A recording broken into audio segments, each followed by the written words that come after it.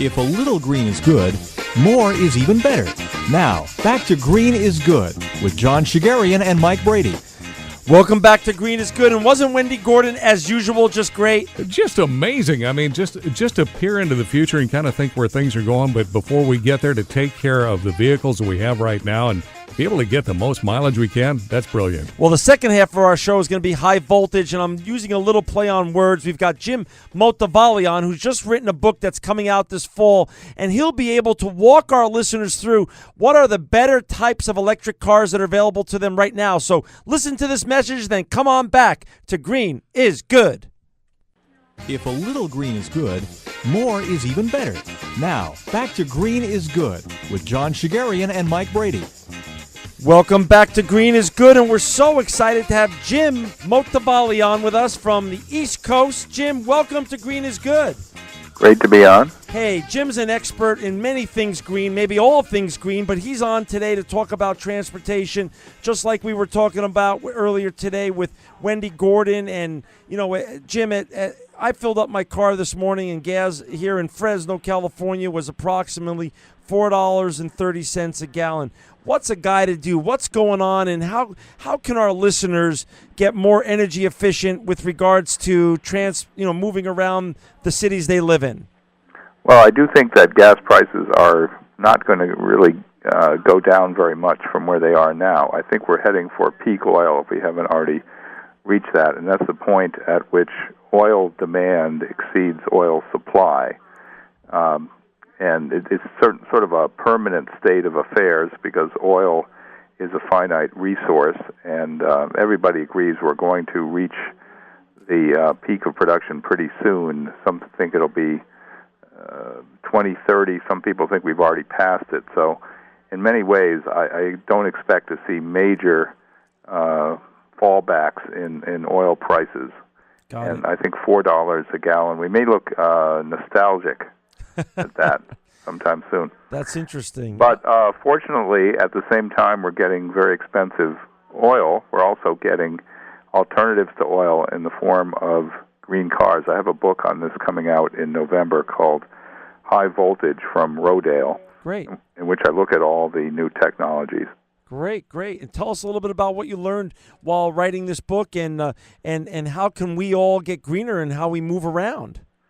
Well, right around now is when the first green cars are hitting the market. You can now buy a Nissan Leaf, a Chevy Volt, and a Wego Life, and get a smart electric drive. Pretty soon you'll be able to get an electric Ford Focus, and there's a whole lot of different models coming out. Unfortunately, the pipeline's a little slow. The Japanese earthquake has slowed down some manufacturers, notably Nissan. So in some of these cars you can order, but you can't quite take delivery yet. Some of them, though, are on dealer showrooms, like the Smart Electric Drive. So I want you to explain what Smart Electric Drive is, because in 2007, for our company, we bought all of our sales team Camry hybrids, Toyota Camry hybrids, and we've loved the cars. They all have over 100,000 miles, and they save us a lot of gas. Talk about the difference between that hybrid technology and the technology that you're referring to now. Well, the difference is really the size of the battery pack. When you talk about a hybrid vehicle, that's not new technology. We've had hybrids on the road in the U.S. since 1999 with a Honda Insight and the first Toyota Priuses. And actually, the Prius was introduced in Japan in 1997, so it goes back even further than that. Wow. But we now have a full range of highway-capable hybrids on the market, including that Camry you talked about. Right. But just about every automaker is now doing a hybrid version of their vehicles. And hybrids really use the battery pack as an auxiliary or a boost that allows them to use a smaller gas engine. So instead of a huge V8, you can have a V6, or instead of a V6, you can have a V4, and then somewhat like a turbocharger, you can get more power out of the battery pack. That's how a lot of the hybrids work, but they don't really have electric range. They can't go in just electric mode. And that's why it's interesting that Toyota, which has really got the bulk of the hybrid market with the Prius, is coming out with a plug-in hybrid Prius, which has 13 miles of all-electric range. So the first variant on the hybrid car is the plug-in hybrid, which is really great technology. Just has a bigger battery pack, ability to plug into the wall and recharge that battery pack, and then something like 10 to 50 miles of all-electric range. So we're going to see a bunch of plug-in hybrids coming out, including the Toyota one, as I mentioned, and the Ford C-Max, and the Fisker Karma, which is a real high-performance plug-in hybrid. So there's going to be a bunch of them on the market pretty soon. And where do we plug those in, though? Just as a practical issue of practicality, if I bought one of those, are there enough plug-in stations now, or you just drive it enough and you bring it back to your house? Well, most people are going to end up plugging their electric cars in at home. Okay. And when you're talking about a plug-in hybrid, its battery pack isn't that big, so the recharge times aren't that long, and you can probably recharge it just on your existing house current. Wow. So all you need is somewhere to plug in your garage. You don't really need a lot of high technology. I had a test version of the Toyota Prius plug-in hybrid, and I plugged it into my garage, and I was able to recharge it overnight. No kidding. Not that big a battery. Once you get into the electric cars, which is the further evolution, when you get to something like the Nissan Leaf, right, that car does away with the internal combustion engine entirely. It becomes a zero-emission vehicle with no tailpipe, and it has a much bigger battery pack. Also, it takes longer to charge and all that kind of stuff. But usually you get about 100 miles of range from the battery pack. That's what we're going to see in the Nissan Leaf, in the smart electric drives I mentioned, the WeGo Life. There's a whole bunch of them coming out. The Coda sedan. Well, then the Prius, though, the plug-in Prius that you first mentioned, if the Nissan Leaf will go about 100 miles, how far would the Prius go then? Well, just on batteries, it goes about 13 miles, but then it's a regular Prius, so you've got like 300 more miles. So I gotcha. 313 or whatever it would be. That's the great thing about plug-in hybrids, and you could say that the Chevy Volt, which is one of the most prominent ones that's come out so far, is also a plug-in hybrid because it works pretty much that way. Okay. It has some unique features because the engine, in that case, doesn't drive the wheels very much.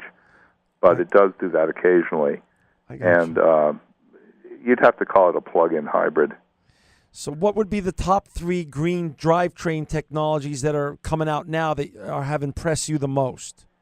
Well, I would have to say variations on the hybrid car, the plug-in hybrid, and the battery electric. Though they're coming up right after that is the hydrogen fuel cell car, which should be on the road by 2015.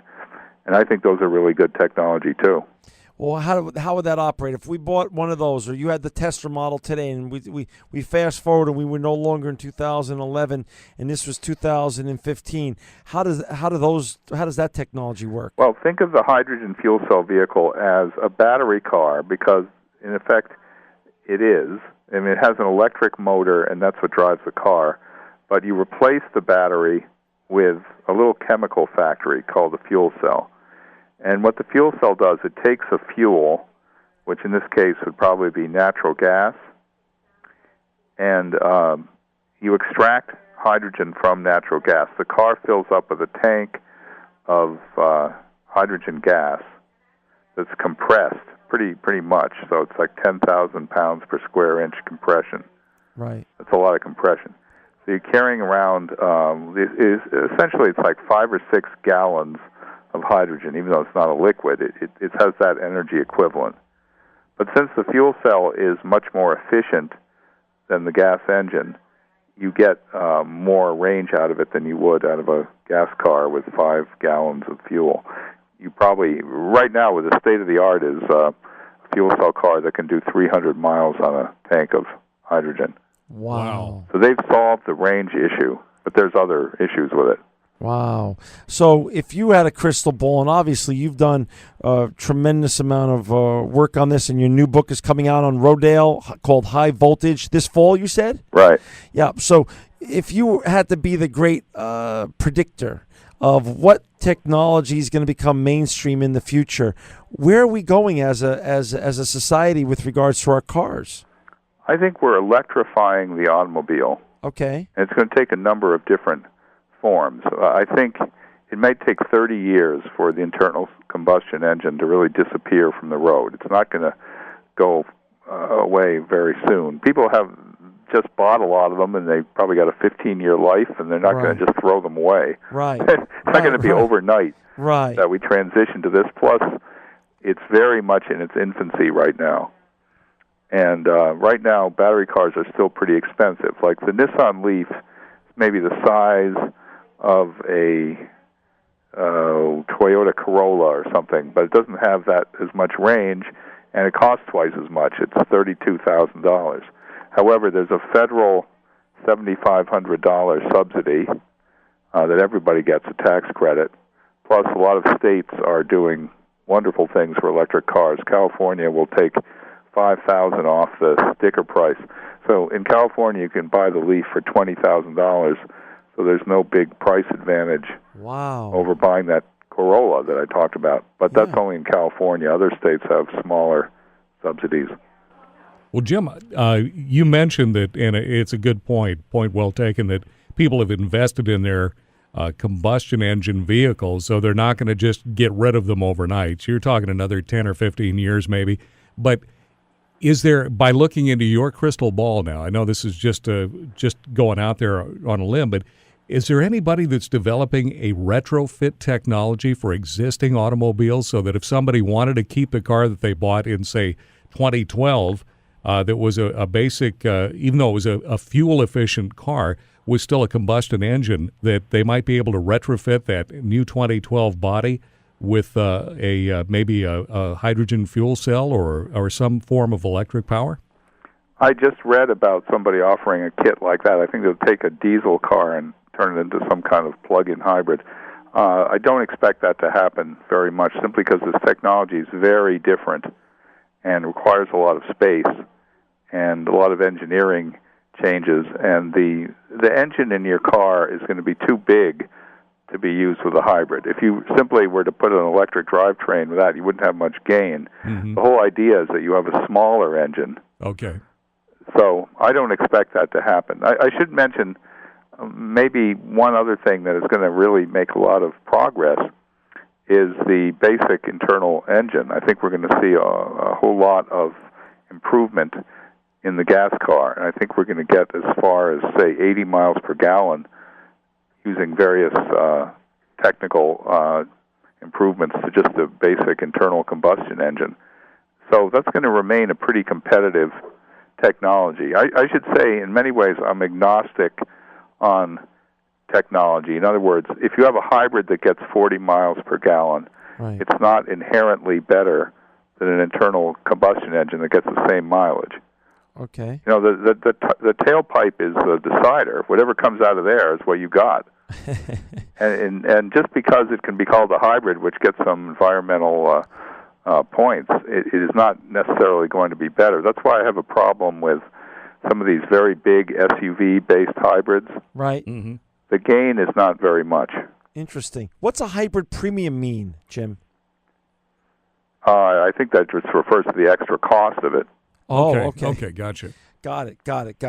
I've heard that. I just was wondering about that. And the plug-in. So when you were talked about earlier the Prius, 13 miles, but then 300 on gas. So that way you plug it in at night, and if you're on a weekend, those 13 miles you get to do your honey-do list all on those 13 miles. Come back, plug it in again. So you're always getting the first 13 via electric. You're saying. Right. And if you don't have a very long commute, you can probably do most of your driving on just electric mode. Really nice. That is a heck of a savings. Then that makes a lot of sense. I found that was true when I had the Prius plug-in hybrid. I don't actually commute. I work at home, so I didn't really drive that much, and I was able to plug it in every night, and I didn't really have to use the gas engine much. Wow. So the ROI on that is quite good for someone who lives and works within the same vicinity. Yeah, and the Chevy Volt has a electric range of 25 to 50 miles. One thing I've discovered, by the way, is that the range is very much compromised by cold weather, which is why I expect electric vehicles to do a fair amount better in California than anywhere else. Explain that. I've never heard that before. Share that with our listeners. Well, I recently tested both the Chevy Volt and the Nissan Leaf, and both of them experienced compromised range as a result of cold weather. There are two reasons for that. One is that you need to run the heater in cars when it's cold, and the heater is a huge draw on the battery. Oh. Keep in mind, you don't have, as in a gas car, you don't have an alternator, and you don't have any other source of power other than the battery. So anything you do drains the battery. And if you look at the meter that shows what's drawing power from the battery, you'll see that the heater is almost as big a draw as the electric motor. Gotcha. Plus, batteries are not as efficient in the cold. So both the Leaf and the Volt lose range. In my experience, the Leaf had about 65 miles of range, not 100. And in the Volt, my electric range was down to 25, which is on the low end of what they say it's going to be. So you're saying it could be up to a 30% drop-off. It can be something like that. Wow. It depends. How cold do you want to be? Yeah, really. The Volt actually has on some of them there's an eco mode that actually activates the seat heaters instead of the regular heater, because that requires a lot less energy. But then, your back's going to be warm and your hands are going to be cold. Gotcha. I say not all of them have that type Right. Gotcha. So talk a little bit about some of the other technologies out there. You mentioned what's coming in 2015. What about ethanol and biodiesel? Is that even in the running anymore? Are they legitimate sources of vehicles also of power and energy? I think that if you look at biofuels in general, I think they have a lot of promise. In fact, I just visited a company in San Diego that is working. It's called SG Biofuels, and it makes a diesel fuel. And this is not an alternative fuel. It is diesel fuel, and it makes it from jatropha, which is a tropical plant. And one of the things we're seeing from biofuels is that you can actually make gasoline, jet fuel, and diesel from plants. So the great advantage of that is it doesn't need a separate fueling infrastructure. There is a number of problems with ethanol, most notably that it's not really energy positive. You spend a lot of energy to make ethanol, and it also drives up the price of corn, which is sky high right now because of competition between food and fuel. Right. And I don't think that's really acceptable. I think in the long run we're going to give ethanol a pass. But we may do a whole lot with versions of it, in particular cellulosic ethanol, which is a more advanced form, much more energy-rich, that derives ethanol out of the cellulosic part of the plant, which is the majority of the plant. So that has a lot of promise. Gotcha. And I think this idea of making biofuels from fast-growing grasses and seed plants like jatropha, I think that could go somewhere, especially since the SG people told me they could make diesel fuel for, I think, less than $2 a gallon. Wow. And they said they could do that right now. Now that's very impressive. Now, would that be less than $2 a gallon at the pump, or that's what it would cost to produce? I think that's what it would cost in the production on the lab.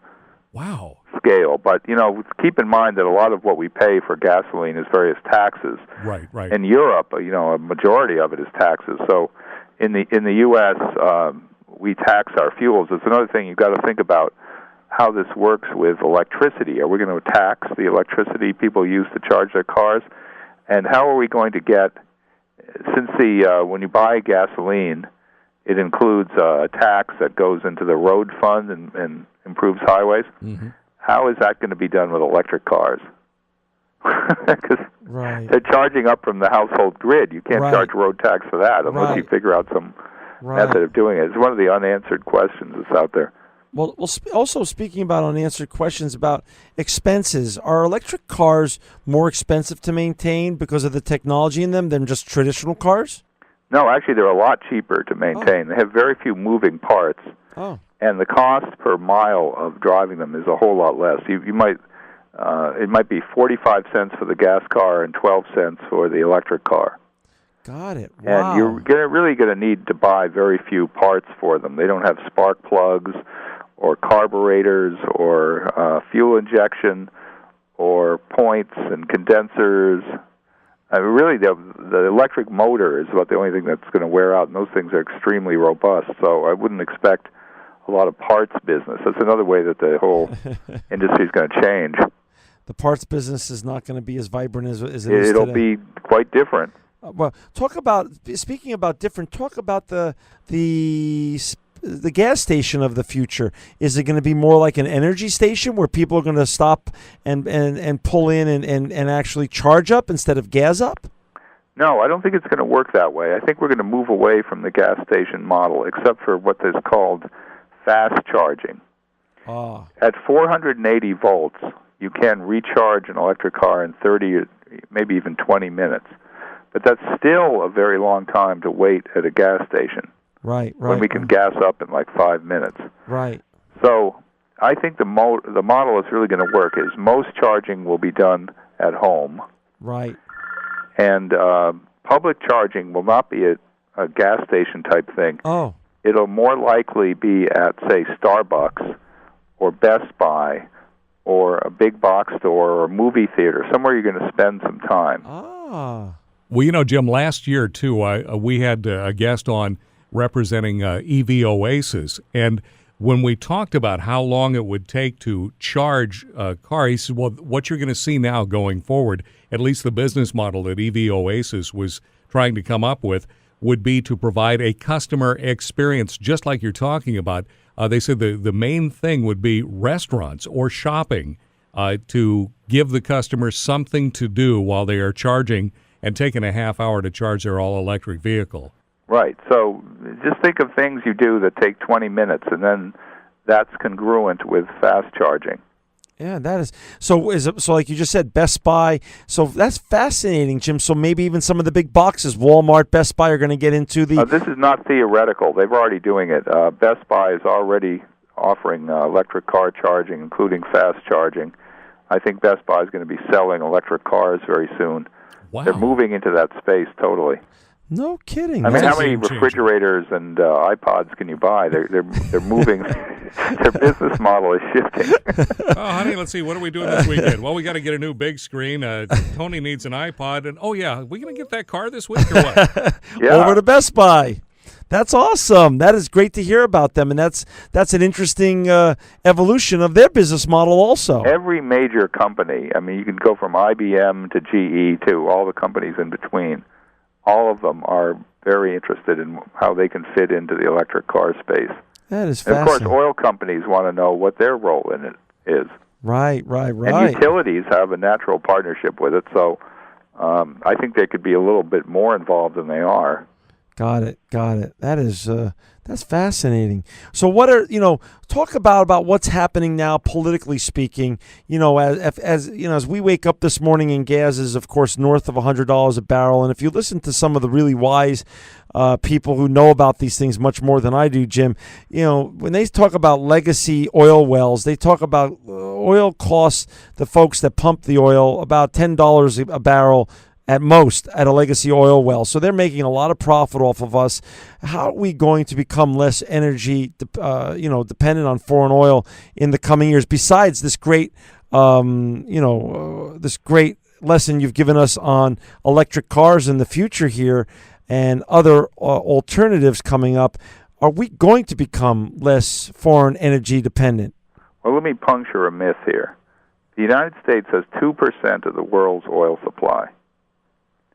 It is never going to make sense for us to only use oil produced in the United States. That's never going to happen. If you were to exploit every available resource, including all the oil in the Arctic National Wildlife Refuge, which has been a political holy grail for Republicans for decades, if you were to do all of that, we'd still have a tiny percentage of the world's oil, and we'd still be buying it overseas because it would be cheaper. Right. Gotcha. It's a free market. It's how it works. You don't suddenly find a great source of oil in the United States. We didn't get all the oil, and we used it up, and peaked in 1970 with oil production. Got it. And it's going to stay small. So as long as we're dependent on oil, we're going to be buying it and buying most of it overseas. Fascinating. You know, Jim, we're down to the last minute, and Mike and I are going to have you back on when High Voltage comes out to talk more about your great book that's coming out this fall called High Voltage by Rodale Press. Well, can I just mention, you can find my stuff now, not have to wait then, because I write for the New York Times online, for BNet, which is part of CBS, for Mother Nature Network, and for plugincars.com. So you can, if you just Google me, you'll find a ton of stuff about what's going on now. And that's Jim Motavalli, Motavalli. Jim, we're down to the last 30 seconds. A few words of wisdom for our listeners out there in terms of where we're going or how they could change their own behavior and become greener. Well, I think right now people should look at the best hybrid vehicles out there. The Toyota Prius is a peerless automobile with 50 miles per gallon. It's very hard to beat that. Other automakers are going to do a whole lot. The Hyundai Sonata hybrid is going to be very good. And the electric cars are here now in the form of the Nissan Leaf and Smart Electric and Ford Focus Electric. All these are hitting the road and really an option. See if it fits into your lifestyle. If you don't drive a whole lot, it probably will. Well, Jim, your information and inspiration is High Voltage. And Jim Motavalli, you are living proof that green is good. This program will be available for downloading in a couple of days from our station's website, keyword podcast. Thanks for listening, and join us again next week at the same time for another edition of Green is Good.